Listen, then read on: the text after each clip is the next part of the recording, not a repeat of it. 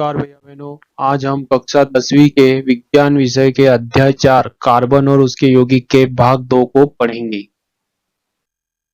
अपरूपता, जैसा कि नाम से स्पष्ट है, एक ही तत्व के अलग अलग रूपों में पाया जाना। एक ही तत्व जब अलग अलग रूपों में पाया जाता है, उसके भौतिक गुण अलग अलग किंतु रासायनिक गुण समान होते हैं, उसे अपरूपता कहते हैं। कार्बन के परमाणु के परस्पर आबंधन के तरीकों के आधार पर इनमें अंतर होता है। जैसे कार्बन के अपरूप है हीरा, ग्रेफाइट। हीरा और ग्रेफाइट क्रिस्टलीय अपरूप है। इसके अलावा कोयला और पेट्रोलियम जो है अक्रिस्टलीय अपरूप है। सभी कार्बन से ही मिलकर बने हैं, लेकिन इनके भौतिक गुण भिन्न भिन्न है। अब हम बात करते हैं कार्बन के अपरूप हीरा तथा ग्रेफाइट की। हीरा और ग्रेफाइट दोनों ही कार्बन के अपरूप है, कार्बन से मिलकर बने हैं। जैसे कि हीरा जो है कार्बन से मिलकर बना है। इसमें कार्बन का प्रत्येक परमाणु कार्बन के 4 अन्य परमाणुओं के साथ आबंध बनाकर जुड़ा रहता है, जिससे इसकी आकृति त्रिआयामी हो जाती है। हीरा बहुत ही चमकदार होता है और सबसे अधिक कठोर होता है। यह विद्युत का कुचालक होता है। इसका उपयोग आभूषण बनाने में, कांच काटने में किया जाता है। जबकि ग्रेफाइट की बात करें तो ग्रेफाइट भी कार्बन से मिलकर बना है। ग्रेफाइट में कार्बन का प्रत्येक परमाणु का आबंधन कार्बन के 3 अन्य कार्बन परमाणुओं के साथ होता है और यह जो है षटकोणीय संरचना बनाते हैं। षटकोणीय संरचना एक दूसरे के ऊपर व्यवस्थित हो जाती है और इसका रंग जो है धूसर काला होता है। ग्रेफाइट विद्युत का सुचालक होता है।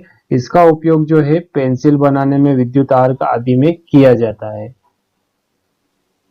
कार्बन का एक और अपरूप है फुलेरिन। फुलेरिन जो है यह कार्बन से निर्मित होता है। यह भी एक क्रिस्टलीय संरचना है। इसमें 60 कार्बन के परमाणु मिलकर एक गोलाकार समूह बना लेते हैं। गोलाकार समूह बना लेते हैं जिसको बोलते हैं बंकमिस्टर फुलेरिन। इसका नाम बंकमिस्टर फुलेरिन जो है एक बंकमिस्टर फुलर नामक प्रसिद्ध वैज्ञानिक के नाम पर पड़ा, क्योंकि इनकी जो ज्यामिति संरचना है वो इस फुलेरिन के समान ही है। इसे C60 द्वारा निरूपित किया जाता है। अब हम बात करते हैं कार्बन की सर्वतोमुखी प्रकृति। सहसंयोजी बंध के कारण कार्बन में बड़ी संख्या में यौगिक बनाने की क्षमता होती है। जैसे कार्बन के अंदर सहसंयोजी बंध हम पहले पढ़ चुके हैं। कार्बन में 2 कारक देखे गए, चतुसंयोजक गुण और श्रृंखलन। चतुसंयोजक गुण जैसा कि नाम से स्पष्ट है, कार्बन की संयोजकता होती है 4।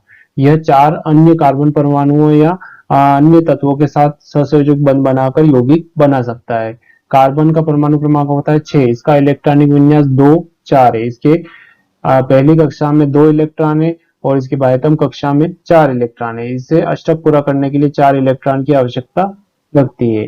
यह 4 इलेक्ट्रॉन दे सकता है। इस आधार पर इसकी संयोजकता 4 है, जैसे कि कार्बन की संयोजकता 4 है। अब कार्बन में सहसंयोजक बंध होते हैं, इसलिए 4 अन्य तत्वों या परमाणुओं के साथ यह जुड़ सकता है। श्रृंखलन का गुण, कार्बन में अपने ही समान अन्य कार्बन परमाणुओं से जुड़ने की क्षमता होती है। इसको श्रृंखलन या कैटिनेशन कहते हैं। जैसा कि ये कार्बन है, ये अपने ही समान अन्य कार्बन से जुड़ सकता है।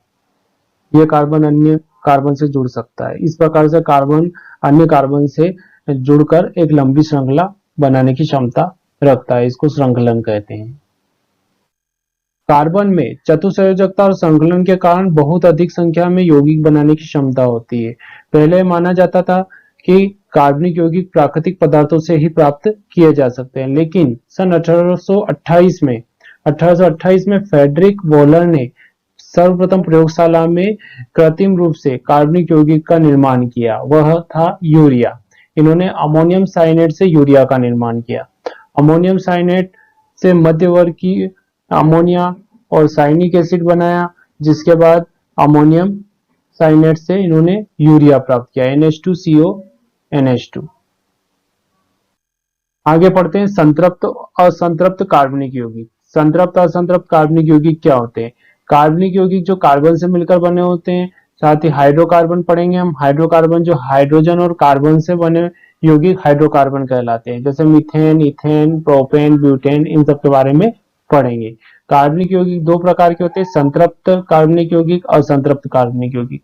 संतृप्त कार्बनिक यौगिक में कार्बन और कार्बन के बीच में एकल बंध होता है, जैसे कि इसमें मेथेन, एथेन आएंगे। असंतृप्त कार्बनिक यौगिक में कार्बन और कार्बन के बीच में द्विबंध या त्रिबंध आएंगे। इसमें मेथिन, एथीन जो है द्विबंध युक्त होते हैं। मेथाइन, एथाइन, प्रोपाइन ये त्रिबंध युक्त होते हैं। अब हम संतृप्त और असंतृप्त यौगिक को पढ़ने से पहले एक टेबल पर ध्यान देते हैं। जैसे कि किसी कार्बनिक यौगिक में कार्बन की संख्या जितनी है उस संख्या के आधार पर हम उस कार्बनिक यौगिक का नाम करते हैं। जैसे कि यदि किसी कार्बनिक यौगिक की में कार्बन की संख्या 1 है तो उसका प्रीफिक्स मेथ आएगा। यदि कार्बनिक यौगिक में कार्बन की संख्या 2 है तो प्रीफिक्स एथ आएगा। 3 है तो प्रोप, 4 है तो ब्यूट, 5 है तो पेंट, 6 है तो हेक्स, 7 है तो हेप्ट, 8 है तो ऑक्ट, 9 है तो नॉन, 10 है तो डेक। इस प्रकार से कार्बन की संख्या के आधार पर प्रीफिक्स लगाते हैं और आगे हम फिर संतृप्त और असंतृप्त यौगिक पढ़ते हैं। अब हम संतृप्त यौगिकों के बारे में पढ़ते हैं। इसमें एल्केन आते हैं, मतलब कार्बन और कार्बन के बीच में एकल बंध वाले कार्बनिक यौगिक बनेंगे। एल्केन का सफिक्स होता है एन, मतलब कि प्रत्येक जो यौगिक है उसमें सफिक्स एन ही लगेगा। इसका फार्मूला होता है CnH2n+2। इसमें एन कार्बन की संख्या है और कार्बन की संख्या के आधार पर ही कार्बनिक यौगिक बनेंगे। अब हम कार्बनिक यौगिक इस फार्मूले के आधार पर बनाते हैं। जैसे कि n बराबर 1, मतलब कि कार्बन की संख्या यदि 1 है तो इसको इस फार्मूले में CnH2n+2 में इनपुट करते हैं। जैसे कि n की जगह 1 रख दिया, इधर H2 इंटू n, इधर भी n की जगह 1 रख दिया +2। अब इसको सोल्व करते हैं तो ये फार्मूला इस प्रकार से हो जाएगा CnH2+2। अब ये बन जाएगा CH4। CH4 बन गया, मतलब कि अब ये हमारा कार्बनिक यौगिक बन गया है। अब इसका नामकरण करना है हमें। तो इधर कार्बन की संख्या 1 है, तो पिछले चार्ट में हमने देखा था कार्बन की संख्या यदि 1 हो तो उसको हम बोलते हैं मेथ। और ये जो है किस फार्मूले से बना है? एल्केन के फार्मूले से। एल्केन के फार्मूले में सफिक्स क्या है? एन, तो मेथ प्लस एन मेथेन बन जाएगा।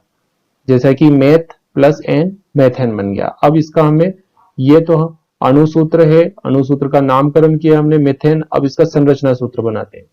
संरचना सूत्र में कार्बन है, कार्बन से 4 हाइड्रोजन जुड़े हुए हैं, तो इस प्रकार से ये संरचना सूत्र बन गया। ये हमने एल्केन में मेथेन कार्बनिक यौगिक बनाया है। इसी प्रकार हम एथेन आगे बना सकते हैं। अब हम संतृप्त यौगिकों में एथेन बनाते हैं। जैसे कार्बन की संख्या यदि 2 है, मतलब n बराबर 2 है, तो इसे हम CnH2n+2 में इंटर करेंगे। तो Cn में n की वैल्यू कितनी? 2 है, तो C2H2, n की वैल्यू यहाँ 2 है, तो 2 इंटू 2 प्लस 2 हो जाएगा। इसको सोल्व करते हैं तो C2H4+2 आ जाएगा, यहाँ C2H6 आ जाएगा। यह जो है फार्मूला बन गया हमारा कार्बनिक यौगिक का। अब इसका नामकरण करना है, तो इसमें कार्बन की संख्या कितनी है? 2 है, तो एथ लगाएंगे प्रीफिक्स।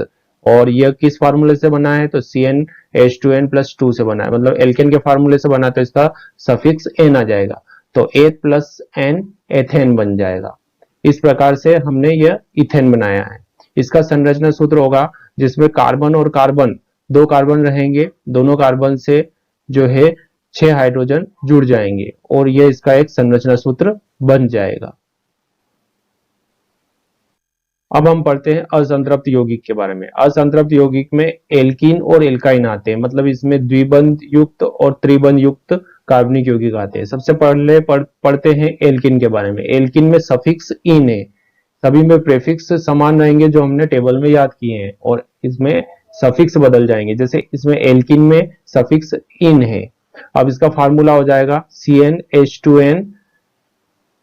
अब CnH2n, इसमें n जो है कार्बन की संख्या है, जो कि हम फार्मूला जब बनाएंगे, कार्बनिक यौगिक बनाएंगे, तब उसमें इनपुट करेंगे। इसमें कार्बन और कार्बन के बीच में द्विबंध बनता है। n कार्बन की संख्या है और n के आधार पर एल्कीन बनेंगे। जैसे n बराबर 2, मतलब कार्बन की संख्या 2 है, तो इसे हम इस फार्मूले में इनपुट करते हैं CnH2n में, तो यहाँ पर C2H4 हो जाएगा। C2H4 हो जाएगा, मतलब कि इसमें इसका नामकरण करना हमें, तो कार्बन की संख्या इसमें 2 है, तो इथ। और यह किस फार्मूले से बना है? तो एल्कीन के फार्मूले से, CnH2n से, तो इन इसमें सफिक्स लग जाएगा। इसका नाम हो जाएगा इथ प्लस इन, इथिन, एथिन हो जाएगा। अब एथिन इसका नाम हो गया है। इसका संरचना सूत्र देखें तो 2 कार्बन है, तो 2 कार्बन है, 2 कार्बन से 4 हाइड्रोजन जुड़े हुए हैं और बीच में डबल बॉन्ड, मतलब कि द्विबंध बन गया है। तो इस प्रकार से ये इसका संरचना सूत्र बन गया है। अब एक कार्बन वाला एल्कीन नहीं बनता है, क्योंकि एल्कीन असंतृप्त यौगिकों में ये गुण होता है कि कार्बन और कार्बन के बीच में द्विबंध और त्रिबंध बनते हैं, इसलिए एक कार्बन वाला यौगिक नहीं बन पाएगा। अब हम असंतृप्त यौगिकों में एल्काइन बनाते हैं। एल्काइन का फार्मूला होता है CnH2n-2। इसमें n कार्बन की संख्या है और इसमें कार्बन और कार्बन के बीच में हमेशा त्रिबंध बनते हैं, इसलिए ये असंतृप्त यौगिक में आता है। और इसका एल्काइन, एल्काइन में सफिक्स आइन आएगा। हमेशा असंतृप्त यौगिक में जब त्रिबंध वाले यौगिक बने तो उसमें एल्काइन में आइन सफिक्स लगेगा। जैसा कि हम बनाते हैं, कार्बन की संख्या यदि 2 है, n बराबर 2 है, तो इसे हम CnH2n-2 फार्मूले में n की संख्या इनपुट करते हैं तो C2H2 आता है। C2H2 आता है मतलब कि 2 into 2 4 minus 2 मतलब कि 2 C2H2 आएगा। अब इसका नामकरण करते हैं तो इसमें कार्बन की संख्या 2 है तो 8th, और ये किस फार्मूले से बना है तो एल्काइन के फार्मूले से बना है CnH2n-2 से, तो इसमें सफिक्स जो है आइन लग जाएगा तो इसका नाम हो जाएगा इथाइन। इथाइन का जो फार्मूला रहेगा, इसमें कार्बन और कार्बन के बीच में त्रिबंध आएंगे, जैसे कि ये कार्बन और ये कार्बन, 2 कार्बन है तो 2 कार्बन लिख दिए, इन दोनों कार्बन से 2 हाइड्रोजन जुड़ गए। अब कार्बन की संयोजकता पूरी करना है तो कार्बन संयोजकता पूरी करने के लिए इसमें इसकी संयोजकता पूरी करने के लिए यहाँ त्रिबंध बन जाएंगे, जैसे कि इस कार्बन के लिए 1 2 3 4, ये पूरी 4 संयोजकता पूरी हो गई। इस कार्बन के लिए 1 2 3 4, कार्बन की चारों संयोजकता पूरी हो गई। तो इस प्रकार से ये संरचना सूत्र बन गया है। अब हम संतृप्त यौगिक मतलब कि एल्केन के 6 कार्बन तक के कार्बनिक यौगिक के बारे में पढ़ते हैं। जैसे कि यदि कार्बन की संख्या 1 है तो हमने जो है पहले भी मेथेन बनाया था, तो इसी प्रकार एक कार्बन वाले को मेथेन बोलते हैं। इसका फार्मूला होगा CH4 और इसका संरचना सूत्र C के साथ 4 हाइड्रोजन जुड़े हुए हैं। इसी प्रकार 2 कार्बन है तो एथेन C2H6 बन जाएगा। इसका संरचना सूत्र इस प्रकार से बन जाएगा, C और C दोनों, C के बीच में सिंगल बॉन्ड है और इससे हाइड्रोजन जुड़े हुए हैं। प्रोपेन, प्रोपेन में C3H8 मतलब 3 कार्बन वाला है, इसमें 3 कार्बन और 8 हाइड्रोजन जुड़ जाएंगे। ब्यूटेन मतलब 4 कार्बन C4H10, इसमें 4 कार्बन है, इससे 10 हाइड्रोजन जुड़ जाएंगे। पेंटेन में 5 कार्बन है, इसका फार्मूला हो जाएगा C5H12, इसमें 5 कार्बन से 12 जो है हाइड्रोजन जुड़ जाएंगे। हेक्सेन 6 कार्बन वाला होता है, 6 कार्बन C6H14, इसमें 6 कार्बन से 14 हाइड्रोजन जुड़ जाएंगे। इस प्रकार से ये हमने एल्केन बनाए हैं 6 कार्बन वाले। अब हम पढ़ते हैं कार्बन में श्रृंखलाएं, शाखाएं और वलय के बारे में। कार्बन जो है सीधी श्रृंखला युक्त तो होता ही है, लेकिन ये शाखित श्रृंखला भी बना सकता है और चक्रीय कार्बनिक यौगिक भी बना सकता है। और ये सभी चीजें जो है संतृप्त और असंतृप्त दोनों ही प्रकार के यौगिकों में बन सकती है। जैसे कि एक उदाहरण पढ़ते हैं हम ब्यूटेन का। ब्यूटेन का सूत्र होता है C4H10। इसकी एक सीधी श्रृंखला है, सीधी श्रृंखला जिसमें कार्बन 4 है और चारों कार्बन से जो है 10 हाइड्रोजन जुड़े हुए हैं। इसी प्रकार यह सीधी श्रृंखला एक शाखित श्रृंखला में परिवर्तित भी हो सकती है, जैसे कार्बन और कार्बन दोनों जुड़े हुए हैं, इनसे 2 कार्बन इस प्रकार से शाखाओं के रूप में जुड़े हुए हैं। अब हम पढ़ते हैं साइक्लोहेक्सेन के बारे में। हेक्सेन का फार्मूला होता है C6H12। C6H12 इसमें 6 कार्बन है और 6 ही कार्बन एक चक्र के रूप में जुड़ गए हैं और इनसे 12 हाइड्रोजन इस प्रकार से जुड़ जाएंगे, तो ये एक साइक्लोहेक्सेन बन गया। बेंजीन के बारे में पढ़ते हैं। बेंजीन का सूत्र होता है C6H6। इसमें 6 कार्बन जो है एक चक्र के रूप में जुड़ गए हैं और 6 ही कार्बन से 6 हाइड्रोजन जुड़ गए हैं। अब इनकी संयोजकता के लिए इनमें बीच में द्विबंध बन गए, जैसे यहाँ कार्बन के साथ एक हाइड्रोजन इधर जुड़ा हुआ है, एक बंद इधर और 2 बंद इधर, कार्बन की 4 संयोजकता यहाँ पूरी हो गई। इसी प्रकार इस कार्बन में एक हाइड्रोजन इधर, 2 बंद इधर और एक बंद इधर, ये 4 संयोजकता पूरी हो गई। इस प्रकार से ये बेंजीन का एक चक्रीय यौगिक बन गया है। अब एल्केन और एल्कीन, एल्काइन मतलब कि जो है संतृप्त असंतृप्त यौगिक के बारे में तो हम पढ़ चुके हैं, लेकिन अब इनसे कुछ क्रियात्मक समूह मतलब प्रक्रियात्मक समूह या फंक्शनल ग्रुप भी जुड़कर कार्बनिक यौगिक बनाते हैं। अब कार्बन के साथ कुछ अन्य तत्व जैसे नाइट्रोजन, ऑक्सीजन, सल्फर, क्लोरीन आदि ये भी जुड़ सकते हैं। ये कार्बन के साथ हाइड्रोजन को प्रतिस्थापित करके बंध बनाकर जुड़ते हैं। इन तत्वों को विषम परमाणु भी कहते हैं। तो इसी प्रकार से जो क्रियात्मक समूह होते हैं, प्रक्रियात्मक समूह होते हैं, परमाणु का समूह या यौगिकों के क्रियाशील भाग होते हैं जो यौगिक के रासायनिक गुण को निर्धारित करते हैं, मतलब उसके गुण को निर्धारित करते हैं, क्रियात्मक समूह कहलाते हैं। जैसे कि हेलो समूह मतलब कि जो आवर्त सारणी में हेलोजन ग्रुप होता है उसको हेलो समूह कहते हैं, जैसे क्लोरीन, ब्रोमीन, फ्लोरीन, आयोडीन, ये सभी जो है इन कार्बनिक यौगिकों से जुड़ सकते हैं। एल्कोहल समूह जिसमें OH रहता है, एल्डिहाइड समूह जिसमें CHO रहता है क्रियात्मक समूह, कीटोन समूह में CO रहता है, कार्बोक्सिलिक समूह में COOH रहता है। इस प्रकार से ये सभी क्रियात्मक समूह है जो कि एल्केन, एल्किन, एल्काइन के साथ जुड़ सकते हैं। जैसे मेथिल क्लोराइड का सूत्र है CH3Cl, इसमें CH3Cl में जो है Cl एक क्रियात्मक समूह है, हेलो समूह है ना। यह जो है CH4 में से एक हाइड्रोजन को प्रतिस्थापित करके बनाया गया है। जैसे CH4 में 4 हाइड्रोजन है जिसमें एक हाइड्रोजन को प्रतिस्थापित करके Cl जुड़ गया तो CH3Cl बन गया है। इसको बोलते हैं मेथिल क्लोराइड।